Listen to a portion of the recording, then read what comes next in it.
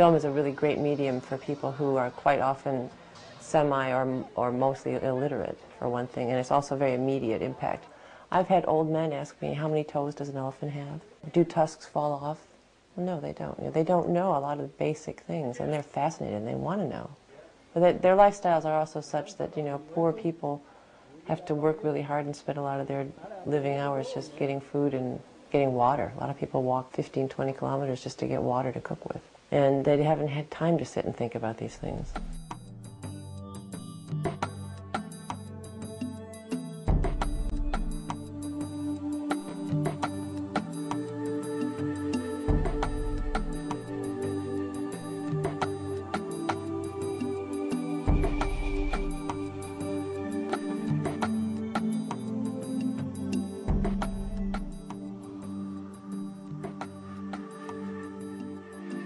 Poaching is taking a huge toll on Kenya's wildlife. Around Tsavo National Park itself, it is estimated a minimum of 540,000 animals a year are being illegally killed. Now that can't go on.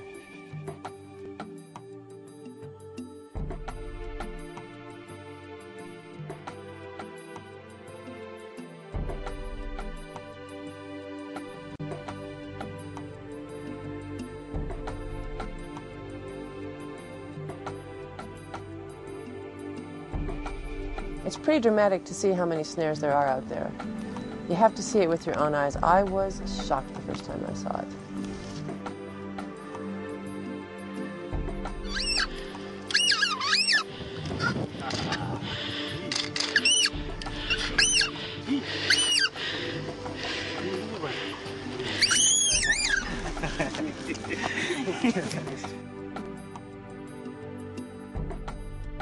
Snares are usually set for antelope, but they often will take a lion or an elephant.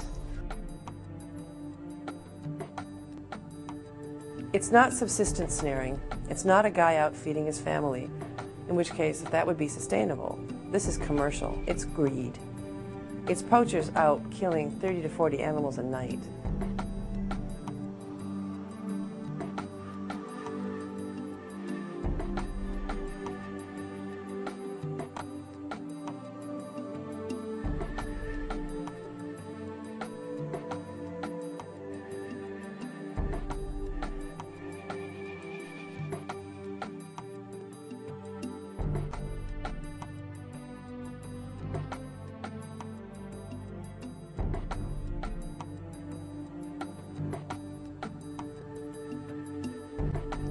Well, we were approached by the Kenya Wildlife Service to facilitate a bushmeat awareness program because they had identified what they're calling the bushmeat crisis. They organized it. Amara basically funded it and supported it and encouraged it.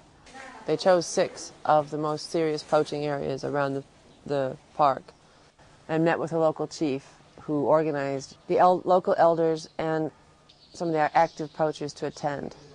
So it would be people with influence and people who are actually doing the bad things. We had about 50 to 60 people at each community. The forums were led by the education warden from Tsavo. Started out talking about the environment. What is the environment? How are we all part of it? The Sheldrick guy would talk about the history of poaching, and especially bushmeat poaching. Not just talking to people, but saying, what methods do we use to poach? How do we kill wildlife? How do we use wildlife? And the people were seeing themselves because they were making the statements, they were answering questions.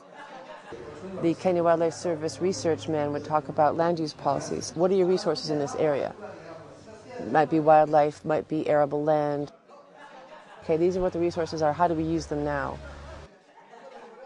Public health officer would discuss the perils of bushmeat, the diseases you can get from it, the fact that it's not regulated. Talking about the laws, the legalities of things, and how they work and why those laws are in place. In one of the areas, they acknowledged that about 90% of the people poach. So they led it all through the whole process, and in the end of the day, 90% of you are criminals. And they hadn't thought of it like that. They went, oh yeah, this isn't right. And they also talked about if we keep poaching, they aren't going to be there anymore. We can't keep doing it. Amara has been working in these communities for 6 years now. I'm very, devoted and focused on the Savo area. They're living in a place that's just not a tenable place for humans to farm. They're trying to sustenance farm, it doesn't work. Some people do turn to poaching. Those who don't poach buy the bushmeat. Now they don't want to do that anymore. So now what we need to do is help them find alternate, sustainable, long-lasting solutions to that problem. And this year I've been very lucky to get involved with the Ross School of Business MBA program. They came to Africa, they helped assess everything Amara is doing and develop an 8 to 10 year strategy for how we can grow. So before I went to Africa, I knew there was a problem of wildlife conservation there. I had read about it, I had talked to Lori. But when I went there, I was shocked to see the extent of the problem. This problem with wildlife conservation, it was much bigger than what we were imagining, and it was more of a people problem than anything else. And in order to solve this problem, what we really needed was to develop alternative sources of income for the people. So the next part of our project was to look at what are those alternative sources of income, what are those unique resources that these people have that can be leveraged. And one of the good ideas that Lori had, even before we went there, was to develop an elephant sanctuary around the national park, which the villagers could benefit from.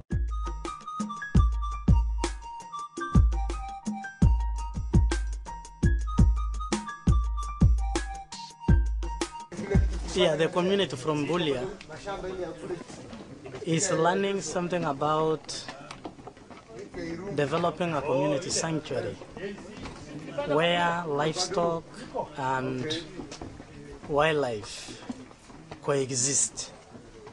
So that's the reason why the community is here, to learn something new to them, how they can benefit from the resources that are available naturally. Even though the villagers are on board that they need an alternate source of income and they don't like killing animals because they're often on the wrong side of the law, but they don't clearly see the benefits of sanctuary coming to them because they've never seen that. And they need to be educated, and they need to have someone who they trust come and speak to them and tell them that the sanctuary could actually help these villagers solve their problems, as well as conserve the wildlife. And that's where I see Amara fitting in. The reason Savo National Park was actually formed and is as big as it is because it was not a good place for people to live. It's very, very dry, rough country, and it's only really good for wildlife. Now the population is so big and people are there. These areas that I'm talking about where we want to form these, help the people do this, are places where the elephants are already 8 months of the year. What they do when they come into these areas where people are trying to farm and are living, they cause problems. If there's a crop, they eat it. If there are people around, they come into conflict. The KWS has to chase the elephants out again and again and again, and they come back because this is where they need to go. Because the people aren't able to live there well, it makes the most sense in the world for them to form sanctuaries there. Let the wildlife graze on these lands when they're there. They still own the land. They're not giving the land to the park. They keep the land. It's then a community-owned sanctuary. So we are working with the communities right now. We're about 50%, 80%. In some areas, people are very keen to do this. We need to get more people more aware so that everyone wants to do it. That's a solution forever.